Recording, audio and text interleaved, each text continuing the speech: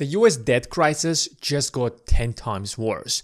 The Congressional Budget Office that annually releases forecasts for the next 10 years just forecasted that the US debt is going to cross $64 trillion within the next 10 days. And that is probably the worst estimation that the Congressional Budget Office has ever made. And that is because last year has been a complete catastrophe for the US budget. The way that the government spends money is, first, it raises that money from taxpayers.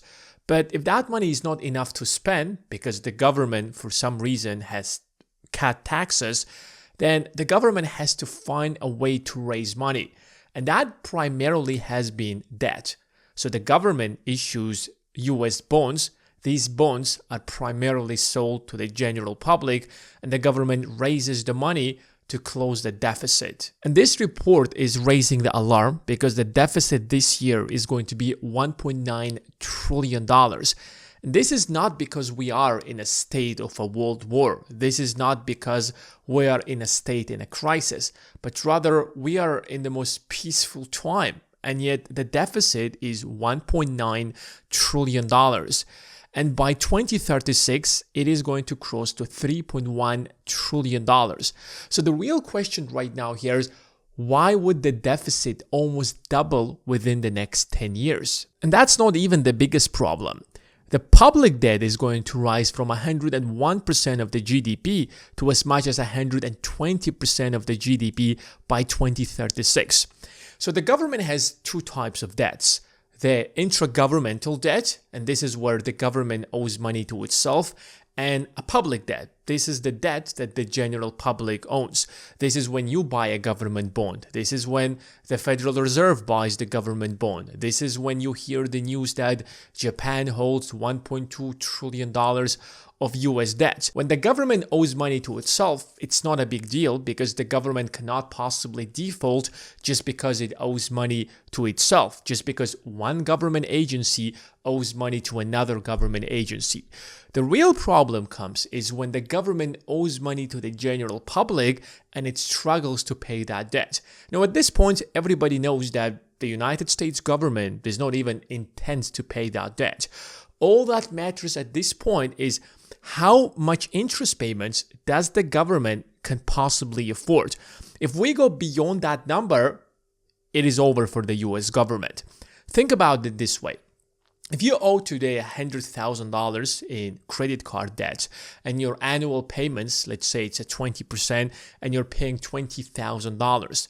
If you are making $200,000 or $300,000, these 20% interest payments are not a real burden. Yes, you don't actually feel great for paying them, but nonetheless, you're making $300,000 and you can easily afford the extra $20,000 in interest payments. But if you make like $80,000 and you're paying $20,000 in interest payments, that is when you're in trouble. And that is the situation that the US government right now is headed to. And this projection is not because the US government is going to see or witness hyperinflation, but rather, according to them, inflation is going to return to a rate that is slightly then higher than the Federal Reserve's long-term 2% in 2030. So up until 2030, we might have inflation that is higher than 2%, which seems very reasonable because last year inflation has been about 2.8%. And because we have all of this chaotic tariff situation in the economy, who knows what is the final inflation will be by the end of the year. By the time that Trump is out of office, it is almost going to be 2030. So maybe during the next president of the United States, inflation will actually come down to as low as 2%. This is the data that suggests how big of a problem the US debt has become. The interest rates, according to this report, are going to stabilize around 3.5%. Maybe they can go as low as 3.4%. But the yields on 10-year treasuries are going to stay high at 4.3%. There is a chance or a trajectory that they might go as low as 4.1% this year, but overall, we are expecting them to rise back to 4.3%, even 4.4%. And a big chunk of the US debt are 10-year treasuries. And it's very important for the US government government to have long-term debt. If you have short-term debt, then you have to continuously refinance it. But because interest rates on long-term debt for the US government are consistently rising, even the US government right now is trying to refinance all of these long-term debts into short-term debts because the government knows that investors don't have much confidence in the future of the United States and they're demanding much higher interest rate. But when it comes to short-term interest rates, yes, the government can actually borrow money at a much lower interest rate because in the short run, risks are much lower. If your friend is going to ask you to give him a loan of $10,000, if he's going to promise to give that money back next week, you're not worried about it because next week is just 7 days from now. And chances of him going bankrupt within the next 7 days are extremely low. But if your friend going to ask you that, can you please loan me money for the next 10 years? Are you going to charge him a higher interest rate or a lower interest rate?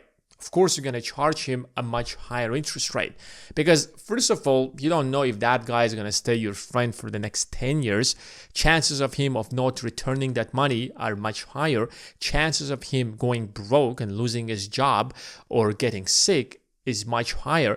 So the risks are much higher, which means that you will demand a much higher interest rate. That is how investors right now are approaching the US government before they are buying US treasuries. Just to show you how bad the situation is, that by 2036, the public debt compared to the GDP is going to rise to 120%. For comparison, during World War II, which was the greatest crisis in the history of mankind, and the United States has played a very vital role in that war, the total debt to GDP ratio, and I mean the public debt, has reached 106%. So the real question comes back is that how is it possible that during peace times, during the peak of the United States, during the AI revolution, during the internet revolution, that the United States is borrowing far more money than it borrowed during the greatest crisis in the history of the United States? Something is not making sense. Maybe the government is doing something wrong. And it's probably because it is so unpopular today for any politician to come and say that we are going to raise taxes and we're going to cut spending. Everybody just wants free money. Everybody wants the government to simply cut taxes on everybody. I actually like when the government cuts taxes, but sooner or later, if the government is going to go broke and the dollar is going to become worthless, then nobody will be able to do business. So it's extremely important that the government is financially responsible and they keep the value of the dollar, at least that the inflation is not going to rise more than 3%. And when the government is borrowing money, you have to understand that sooner or later, it is the citizens who are going to pay that debt. Don't imagine for a moment that the government can simply borrow that money without ever paying that money back. It's not entirely just the fault of Donald Trump that the United States has such a huge debt, because this debt problem has been spiraling out of control for the last 30 years. But last year, he passed the big, beautiful bill. And what it did is that it cut government's revenue and at the same time, it increased spending. So when you're spending more than you're earning, what do you think is going to happen in a year? The US government is making the exact same mistake that the average American used to make, or the average person that would lead him to bankruptcy. They start making some money, they have some certain quality of life, but then suddenly something happens, business goes down, you lose your job, but you don't want to downgrade from your quality of life because you simply got used to it. So instead of cutting spending, you start borrowing money to maintain that lifestyle. You can do that for some time, but sooner or later you have to pay that debt back. So when that time comes in, what do? You declare bankruptcy. But because the US government is in a position to raise money when it needs, which means that the US government will raise taxes, there is nothing worse than bankruptcy, because you are going to lose your credibility, no one else is going to loan you money, and that will be basically the end of the dollar to be the global reserve currency.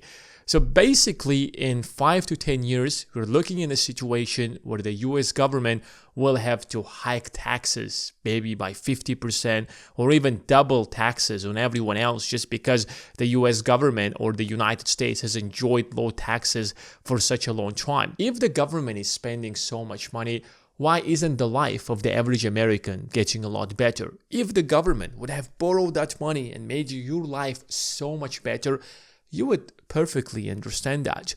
But guess where the government will spending most of that money? Just look at the expenses. If you look at the mandatory spending, in 2026, it is going to be about $4.5 trillion. And mandatory spending are the spending on Medicare and Social Security. And yes, over the next 10 years, they are going to rise to about $7 trillion. But it doesn't mean that the life of the average American is going to get a lot better. They will rise because we have to increase them alongside inflation. If there is inflation and you don't increase the mandatory spending on Medicare and Social Security payments, then those dollars will buy a lot less things. But here's where the biggest increase actually happens. If you look at the net interest payments in 2026, there will be a little over $1 trillion. But over the next 10 years, interest payments are going to rise to $2.1 trillion.